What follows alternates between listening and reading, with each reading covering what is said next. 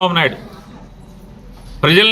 ప్రజల్ని మోసం చేయడంలో నిష్ణాతుడైనటువంటి మోసగాడిగా ముద్రపడినటువంటి చంద్రబాబు నాయుడు జగన్మోహన్ రెడ్డి గారి గురించి హామీల గురించి చర్చించేటువంటి అర్హత ఎక్కడుంది? అసలు చంద్రబాబు నాయుడికి అర్హత ఉంటే కదా కనీసం పావలా శాతం అర్హత. ఇచ్చిన హామీలు నిలబెట్టుకోవడంలో కనీసం పావలా హామీలు నిలబెట్టుకున్నటువంటి గుణం ఉన్నవాడైనా కనీసం చర్చకి సవాలు విసరచ్చు. బరితెగించినోడు ఏమైనా ఇసురుతాడు, సవాలు ఇసురుతాడు, ఏమైనా ఇసురుతాడు. నిర్లజ్జగా నిర్దయగా ఎన్టీ రామారావుని కూలదోసి వెన్నుపోటు పొడిచినటువంటి వాడు ఇవాళ ప్రజల్ని వెన్నుపోటు పొడిచిన వాడు.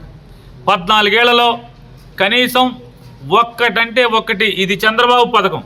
ఎన్టీ రామారావుకి పథకాలు ఉన్నాయి, రాజశేఖర రెడ్డి గారికి పథకాలు ఉన్నాయి, జగన్మోహన్ రెడ్డి గారికి పథకాలు ఉన్నాయి. చంద్రబాబుకి ఒక్కటంటే ఒక్క పథకం ఏమన్నా ఉందా?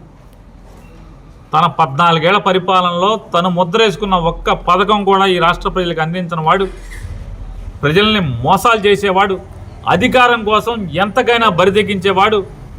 జగన్మోహన్ రెడ్డి గారు లాంటి జనం గుండెల్లో మాట ఇచ్చాడంటే నిలబెట్టుకుంటాడంతే అనేటువంటి ముద్ర వేసుకున్నటువంటి జగన్మోహన్ రెడ్డి గారిని సవాల్ చేయడం కానీ చర్చించేటువంటి అర్హత చంద్రబాబు నాయుడికి లేనే లేదు.